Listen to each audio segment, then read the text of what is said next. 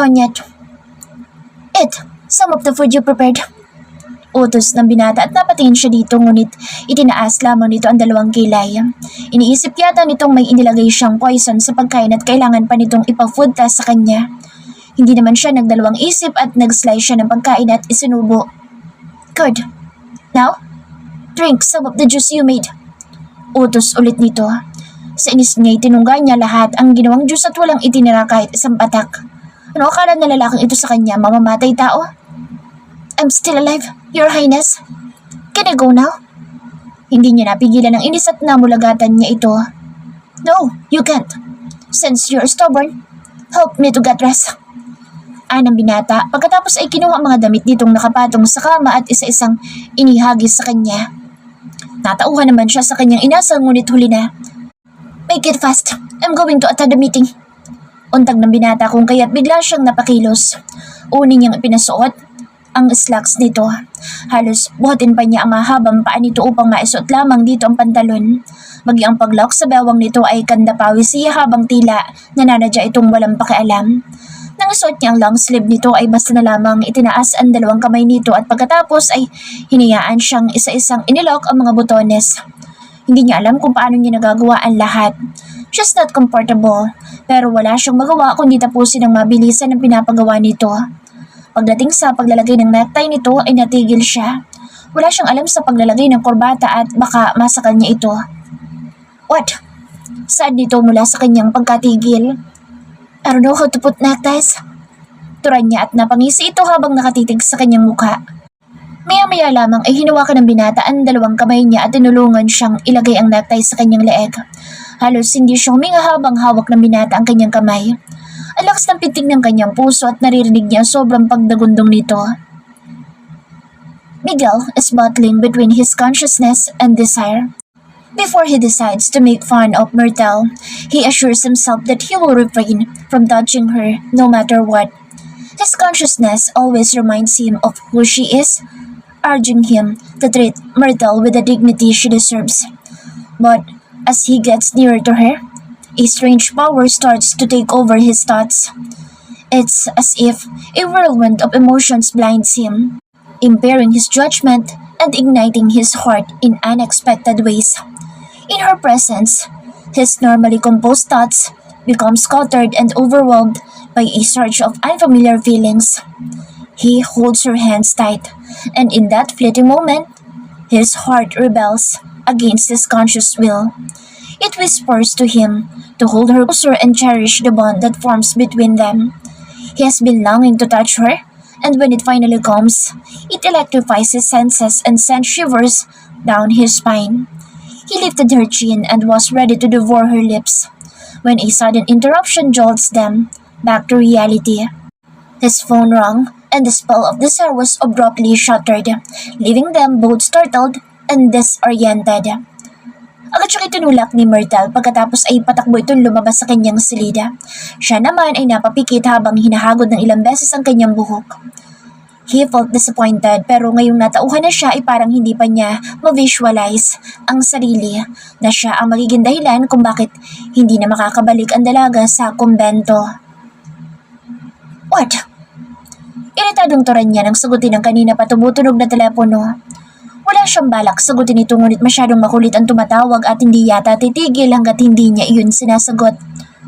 Don't dare touch my sister or else I will skin you alive. Nagulat siya nang marinig ang pamilyar na boses ng dating kaibigan ngunit unti-unting kumunot ang kanyang noo nang ma-realize ang pagbabanta nito. Sa isang iglap ay sumiklab ang matinding galit nito. Damn you! I will torture your sister every day if you don't show your hard face. Halos nanginginig ang kalamnan niya sa galit. Really, Miguel? Can you really hurt my sister? Sarkastikong pahayag ng nasa kabilang linya kung kaya't mas lalo siyang na-intimidate. What do you mean? Saan niya dito? Kung pwede nilang dakutin ang traidor na kaibigan sa telepono upang mabigyan na niya ito ng leksyon. You're the fiercest man I know. But I know your weakness. Or who is your weakness, rather? What can you say about Mr. Press? Danig niyang mahinang pagtawa ng dating kaibigan lalo na't hindi siya agad nakasagot dito. Damn you! I will bury you alive, Marco! Nanggagalaitin pahayag niya ngunit tumawa lamang ito sa kanya. Noon pa man ay ayaw na kita para sa aking kapatid. Pero ngayon, no choice dahil wala akong magawa para sa aking pamilya. Sooner, my sister asked you to protect my family and you won't turn her down. Tura ni Marco at napatiimbagang siya. Anong ayaw sa kanya ni Marco upang hindi ito pabor sa kanya na para sa kapatid nito? To think na halos magkapalit na sila ng mukha sa sobrang lapit nila sa isa't isa. How conceited can you get? Wala akong pakalam sa pamilya mo. Inis niyang turan sa dating kaibigan ngunit tumawa lamang ito. Tell that to my sister when she asks you. Sisiguraduhin kong babakuran mo ng bodyguards ang aming bahay upang masiguro mo ligtas sa mga magulang namin. Si Marco, kung kaya't mas lalo siyang nagalit sa panggagamit dito sa kapatid. Galingan mo pagtatago dahil oras na mahanap kita, ibabaon kita ng buhay. Galit niyang banta dito ngunit narinig niyan tumawa lamang ito.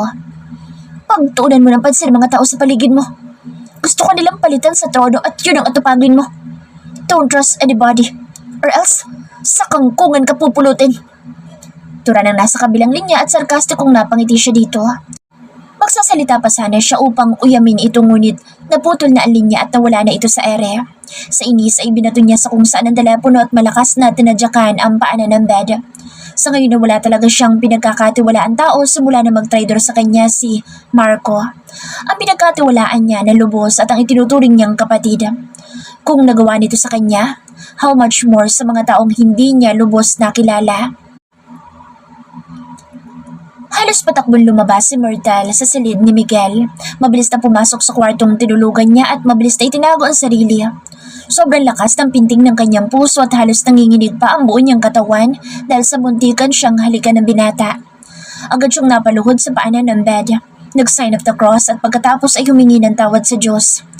Feeling niya nakagawa siya ng kasalanan.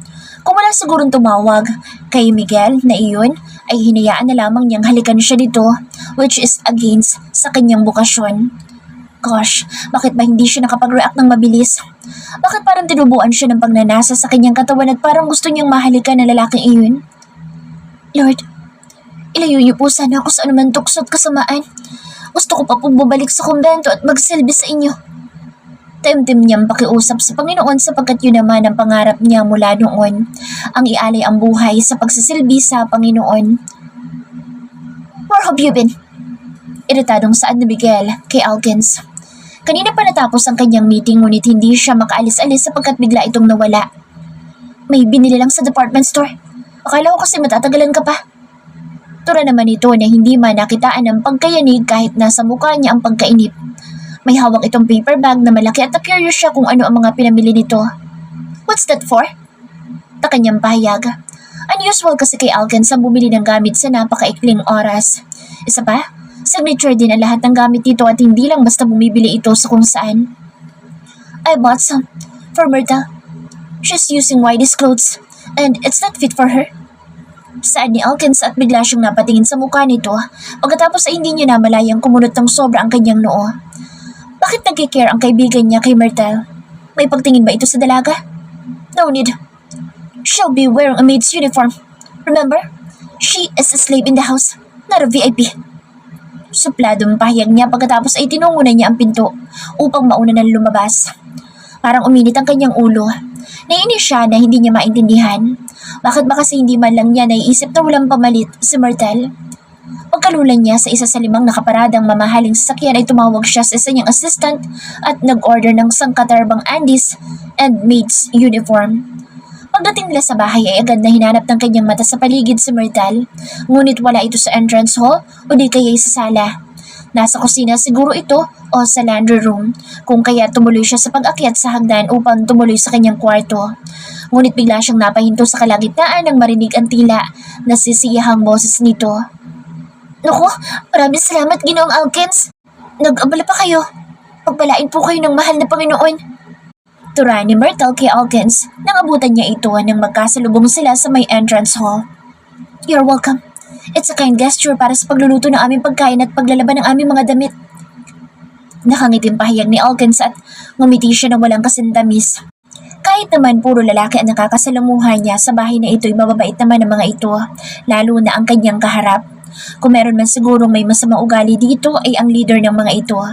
Palagi nang nakakunot ang noo at parang palaging galit din sa mundo. Slave! Maya-may halos mapatalon siya sa gulat nang bigla itong sumigaw habang nasa kalagitnaan ng hagdanan. Sabay pa silang tumingala ni Alken sa kinaroroonan nito. Maliligo ako. Ihanda mo ang bathtub. Iritadong pahiyag ni Miguel at agad naman siyang nagbow dito. Masusunod po, Ginoong Miguel. Pahiyag niya pagkatapos ay nagpasalamat siyang muli kay Alkins bago umakyat sa may hagdan upang sundan ito sa taas. Pagdating niya sa harap ng room nito ay nakabukas ang pinto ngunit kumatok pa rin siya, tanda ng pagbibigay galang sa may-ari ng kwarto. Hindi pa niya na ibababa ang kamay sa pagkatok nang bigla itong lumitaw sa kanyang harapan habang niluluwagan ng necktie nito. Nagulat siya sa biglang paglitaw ng binata ngunit agad ding nakumpose ang sarili. Pwede na po ba akong pumasok at ihanda ang inyong liliguan? Wika niya sa binata ngunit tiningnan lamang siya dito. Pagkatapos ay umalis lang ito sa kinatatayuan na wala man lang sinabi. Pumasok naman siya sa simpleng ngunit malawak at elegante nitong kwarto at diretsong tinungo ang bathroom nito. Ano po kayo? Hot, lukewarm, or cold? Lungan niya sa binata bago tuluyang makapasok sa bathroom nito. What do you think? Nakataas ang kilay nitong tumingin sa kanya at napakagatlabi siya. Mali yata ang pagkakaintindi nito sa tanong niya. I mean, yung tubig na panligo niyo po. Pagka-clarify niya at napasmirk ito. Make it hot. Tura ng binata at nagbaw siya dito.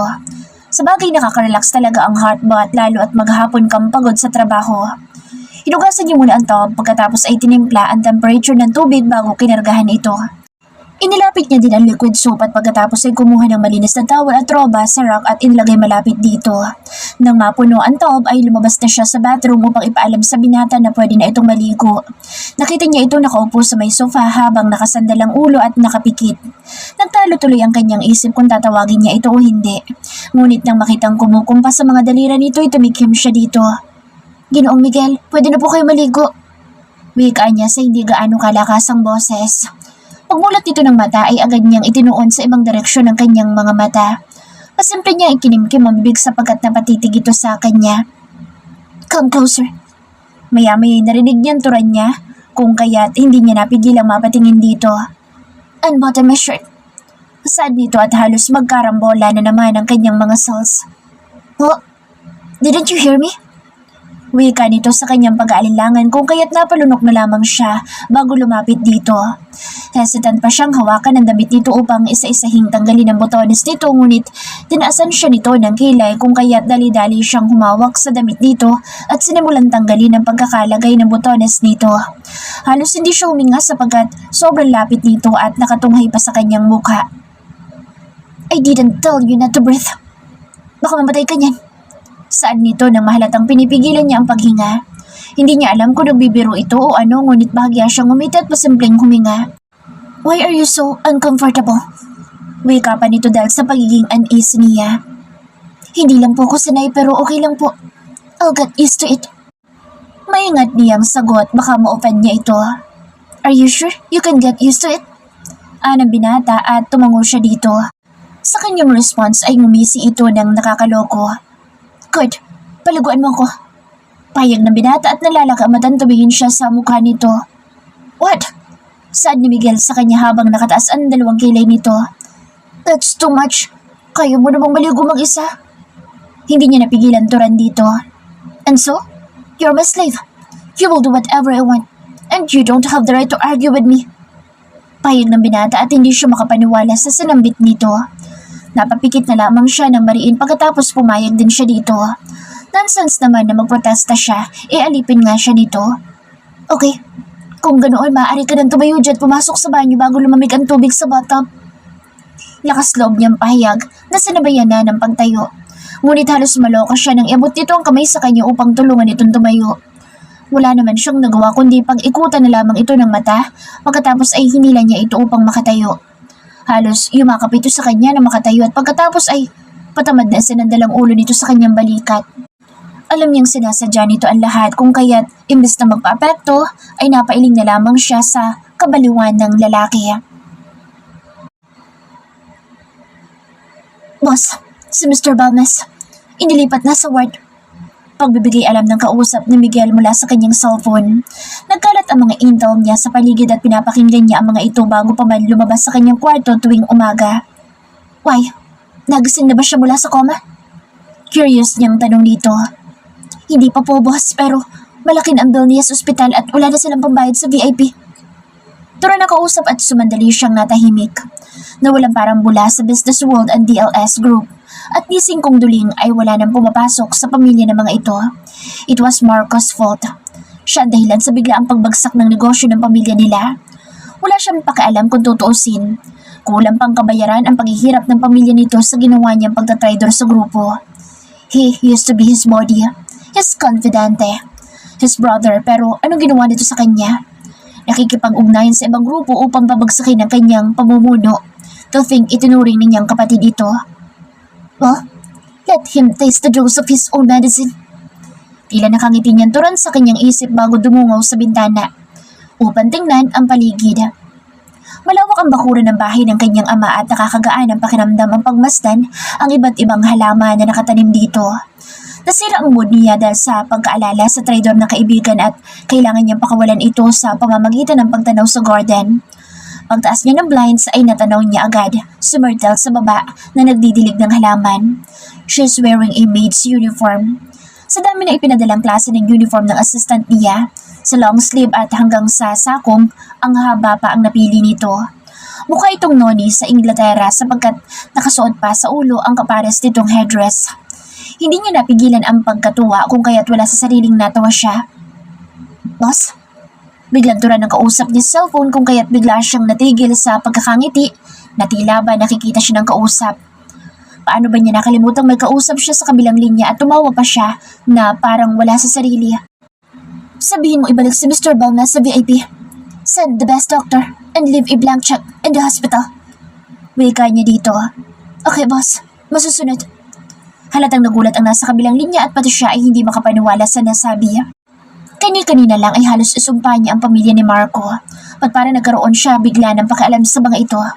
Pagkatapos niya makapag-usap sa cellphone ay sumili pa siya ulit sa may bintana. Nasa gilid na ng pool si Myrtle at hindi siya umalis sa kinatatayuan hanggat hindi nawawala sa tanawin ang dalaga. Kinuhanan pa niya ito na larawan kanina mula sa kanyang cellphone at yun ang pinakatitigan niya nang bumalik sa may sofa. Myrtle! Papasok na sana ang dalaga sa may kabahayan nang makasalubong niya sa entrance hall sa Alkins na may hawak-hawak na mga bulaklak. Magandang umaga, Ginoong Alkins. Bati niya pagkatapos ay iniyuko ang ulo. Magandang umaga. Para sa'yo. Saad ni Alkins at halos lumaki ang kanyang mga mata nang iabot dito sa kanya ang hawak na bulaklak. Po? Gulat niyang pahayag at ngumiti ito. Nakita kitang nangungulekta ng mga bulaklak sa garden kanina, kaya kumuha ko sa likod. Tura ni Alkins at tumango siya. Ah, oo nga po. Naglagay kasi ako ng mga bulaklak sa mga vases sa sala. Salamat. Ilalagay ko po ito sa may grotto. Masayang tura niya sabay kuha ng bulaklak mula dito. Humahalimuyak ang mabangong amoy ng bulaklak kung kaya't hindi niya napigilang singhutin ito.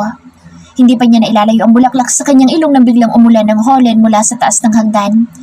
Agad siyang hinila ni Alkins sa harap nito at iniharang ang katawan mula sa nagsisilaglagang mga holen. Pababa si Miguel sa may hagdan nang makita mula sa taas sina Alkins at Myrtle na nasa entrance hall. May hawak na bulaklak ang kaibigan at ibinigay nito sa dalaga. Labis na nasiyahan si Myrtle at may pasinghot pang nalalaman sa pa-flower ni Alkins. Bigla ay nakaramdam siya ng matinding paninibugho. Nahirapan siyang indistansya ang sarili sa dalaga upang hindi sila mapalapit sa isa't isa. Ngunit tila enjoy na enjoy ang kaibigan sa paghuli ng atensyon ni Myrtle. Sa inis ay tinumban niya ang malaking vase na puno ng holen at agad naman itong kumalat pababa. Subalit mas lalo siyang nadismaya nang makitang isinangga ni Alkins ang sarili upang hindi matamaan ng holen ang dalaga. What was that? Tura ni Alkins nang humupa ang paglaglag ng mga holen at makita siyang pababa sa may hagdan na tila walang nangyari. Sa halip na sumagot ay nagkibit lamang siya ng balikat dito. Myrtle, okay ka lang ba?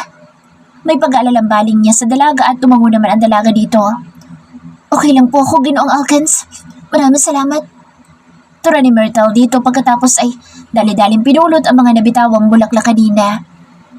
Pagtayo ng dalaga ay nagulat siya na biglang lumapit si Miguel at walang salitang hinawakan ng kanyang kamay pagkatapos ay hinila siyang palayo sa hall. Sa gulat niya napasunod na lamang siya dito hanggang halos pabalibag siyang binitawan na makapasok sila sa kitchen. Nagulat siya dahil wala naman siyang naalalang nagawang mali sapagkat sinusunod naman niya ang mga pinapagawa nito. I'm hungry. Make me something to eat. Tura nito at lihim siyang natawa. Diyos mio, gusto lang pala nitong kumain, tinakot pa siya ng todo. Ano pong gusto niyong kainin? Mahinahon pa rin niyang pahayag sa binata na akala mo hindi siya ninenervyos. Kaninang kalad ka rin siyang papunta dito sa kitchen. I want noodles. Make it fast. Saad ng binata at napabaw na lamang siya dito tanda ng pagsunod niya sa sinabi nito. Maingat niyang ipinatong sa may gilid ang bigay ni Alkins na bulaklak upang ilagay niya sa groto pagkatapos niyang magluto ng pagkain ni Miguel. Ngunit hindi pa siya nakakatalikod upang kumuha ng iluluto sa grocery cabinet ay kinuha ni Miguel ang binitawang bulaklak at walang awang itinapon sa basurahan. Bakit pa tinapon? Padinitan niya sa binata ngunit tumaas lamang ang kilay nito. So what? Tura nito at hindi niya napigilan ang sariling huwag mainis. Di naman sa'yo yun ah. Halos maiyak siya sa inis sa ginawa ng binata. Nangako pa naman siya kay Alkins na ilalagay niya ito sa groto. Those flowers come from my garden. They are mine. Salip ay mulagat ng binata at napalunok siya ng ilang ulit upang kontrolin ang nakaambang pagpatak ng kanyang mga luha. Bakit napaka-rude na lalaking ito? Wala na ba itong alam gawin kundi magbigay ng sama na loob sa mga tao sa kanyang paligid? Huminga siya na malalim pagkatapos ay tinalukuran niya ito upang kumuha ng lulutuin. Subalit, hinawakan ni Miguel ang kanyang kamay at sa isang iglap ay nakakulong na siya sa matipuno nitong dibdib. Kasabay ng pagsalyo nito sa kanyang bibig. Napakabilis ng pangyayari ngunit kahit na anong kagustuhan niya itulak ito at humilagpos ay hindi niya maigalaw ang katawan. She was frozen and the last time she remembers, she passes out. Pagkagising ni Myrtle mula sa pagkahimatay ay nasa kwarto na siya at nakahiga. Nang maalala ang dahilan na ikinahimatay niya ay agad siyang napabalikwas ng bangon at agad na lumuhod upang humingi ng tawad sa Diyos. Subalit hindi pa niya nasisimulan ng kanyang gagawing pagdarasal ay narinig niyang bumukas ang pinto ng silid at naramdaman niyang may pumasok. Bigla siyang kinabahan. Malakas ang kutob niyang si Miguel ang pumasok kung kaya't diniinan niya ng maigi ang kanyang pagkakapikit habang nakaluhod. Bigla ay hindi siya makapag-focus sa gagawing pagdarasal. Mas lalo niyang diniinan ang pagkakapikit upang isipin itong taimtim siyang nananalangin at tuluyan itong umalis. Ngunit halos 10 minuto na siya sa ganoong ayos ay hindi man lamang ito natinag upang umalis. Bagkus ay lumapit ito sa tabi niya at ginaya siyang lumuhod. Lord, patawarin niyo na po ang babaeng ito. Baka mangawit ang kanyang tuhod at tuluyan siyang hindi makatayo. Narinig niyang tura ni Miguel mula sa kanyang tabi kung kaya't bigla siyang napamulat ng malaki. Nang sulyapan niya ito, ay nakatingin pala ito sa kanya habang hanggang noo ang taas ng mga kilay. Agad tumayo si Myrtle mula sa pagkakaluhod at dumistansya ng ilang metro sa binata. Para nagkaroon siya ng trauma dahil sa ginawa nito kanina at feeling niya ay gagawin ulit nito. Sumunod naman tumayo si Miguel mula sa panggagaya nito sa kanya kaninang lumuhod, kung kaya't napaatras ulit ng higit kumulang 1 pa. Diyan ka lang! Tarantang turan niya sa binata nang akmang kikilos ito. Napatingin sa kanya ang binata pagkatapos ay nagpakawala ng isang sarkastikong pagngiti. Why do I have this strong feeling na ako ang unang yakap patalik mo? Nakakalokong tudyo ni Miguel at hindi niya napigilan ang pagkulay kamatis ng kanyang mukha. Don't talk nonsense! Inis niyang turan sa panunodyo nito. Ngunit imbes na tumigil ay tumawa ang binata ng malakas. Tuloy halos lumubog siya sa kinatatayuan dahil sa pagkapahiya. By the way, DLS Group is nowhere to be heard in the business world, in case you don't know. Maya-maya seryosong pahayag nito. Alam niya ang pangalan ng company ng kanyang ama ang DLS Group, ngunit hindi siya aware na tuluyan itong nawala. And your family could no longer sustain the hospital bills of your father, who, up until now, is in a coma. Dagdag pa ng binata at bigla siyang nag-alala para sa kanyang ama. Ang daddy ko. Hindi niya napigil ang tanong dito. Anong gagawin niya ngayon kung wala na silang pera para sa hospital bills ng kanyang ama? Early this morning, your dad was transferred to a public ward. Anang binata at napailing siya kasabay ng pagtulo ng kanyang mga luha. Malala ang kondisyon ng kanyang ama at alam niyang hindi siya mabibigyan ng tamang care kung matatransfer siya sa public. Sa tagal niyang nawala sa outside world, ay wala siyang kilalang mga kaibigan ng kanyang mga magulang upang hinga ng saklolo. Napapikit siya dahil sa pagiging hopeless niya. Ngunit nang imulat niya ang mga mata ay tumambad sa kanya ang mukha ni Miguel habang nakatitig sa kanya. Bigla ay nabuhayan siya ng loob at pagkatapos ng ilang saglit ay nakahawak na siya sa mga kamay nito. Parang awa mo na. Tulungan mo daddy ko.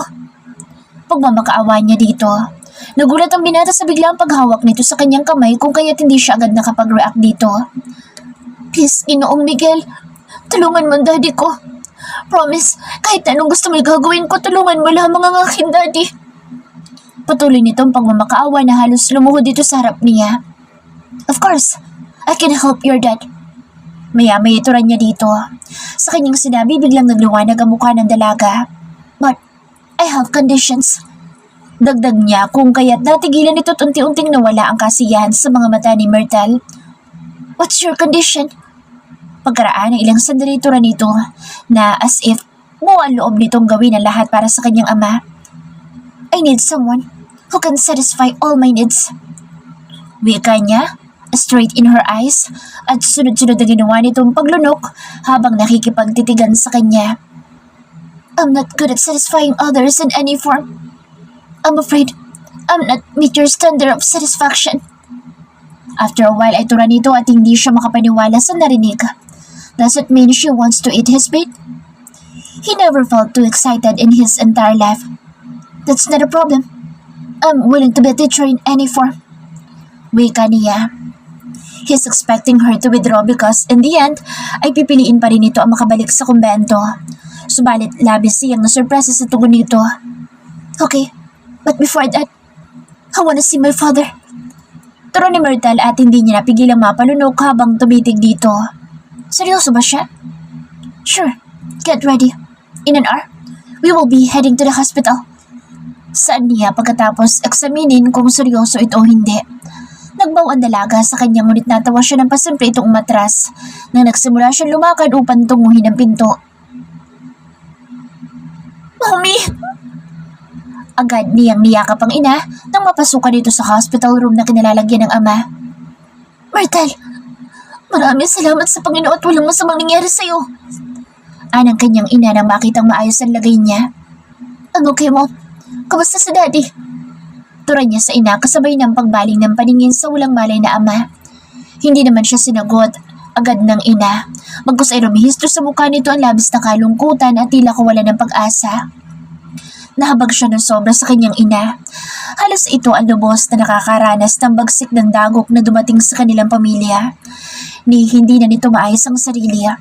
Halos matanda na ito kasi sa tunay nitong edad dahil sa mga pasang problema. Mom, hold on for a little longer. Promise, we'll get through for all of this. Pangako niya sa kanyang ina habang hawak-hawak ang mga kamay ng ina. Tila napapagod na ako, anak. Parang gusto ko nang sumuko. Turo ng kanyang ina habang isa-isang nagsilaglaga ng mga luha nito. Halos pinipiga ang kanyang puso sa nakikitang panghihirap ng ina kung kaya tinawakan niya ang mukha nito at pinagtagpo ang kanilang mga mata. Mommy, kaya natin ito. Kontintiis na lang, please. Sad niya sa ina pagkatapos ay buong higpit niyang niyakap ito nang magsimulang yumugyug ang balikat ng ina dahil sa tahimik na pag-iyak. We'll get through this. I promise. Minsan pa'y pangako niya kung kaya't medyo tumahan ito sa pag-iyak. Sana'y magasing na inyong ama upang hindi na ako masyado mag-alala. Wika ng kanyang ina at hinaplos niya ang likod nito. Palagi po tayong manalangin sa Panginoon, Mommy. At hilingin natin sa kanya na gumising na at gumaling si Daddy. Saad niya sa ina at tumangutango ito. Pagkatapos payapain ng ina ay lumapit siya sa walang malay na ama. Hinawakan niya ang kamay nito pagkatapos ay inilagay sa kanyang pisngi. I miss you, Dad. Tura niya habang dinadama ang mainit na palad ng ama. Sobrang nalulungkot na sa Mommy. Gumising ka na po, please. Bulong niya dito habang hinahaplos naman niya ang ulo ng ama. She's her daddy's girl. Lahat ng gusto niya ay palagi itong nakasuporta sa kanya. Kahit may business trip ito before, kung meron siyang recital or activity sa school, ay sinisikap nitong makadalo upang bigyan siya ng suporta. Kahit nasa loob na siya ng kumbento, he never missed to send her flowers, lalo na sa mga mahalagang araw ng taon. Alam niyang hindi ito aminado sa desisyon niyang pumasok sa kumbento pero never siya nitong discourage upang hindi na siya tumuloy. Bagkus, sinumortahan pa rin siya nito at naging masaya na lamang sa pinili niyang buhay. Para sa kanya, ang dad niya ang pinaka-the best daddy in the world. Halos hindi pa niya nabubuhos ng sobrang pagkimis sa kanyang ama ay may tumikim na sa may pintuan. Hudyat na tapos nang ibinigay na oras sa kanya upang makita ang kanyang mga magulang. I love you, Dad. Sana gising ka na kapag nagkita tayo ulit. Paalam niya sa ama pagkatapos ay hinalikan niya ang noon nito bago bumaling sa ina at nagpaalam. I love you, Mom. Please, don't get sick. I'll do my best to make things better for you and Dad. Turan niya sa ina habang kayakap niya ito.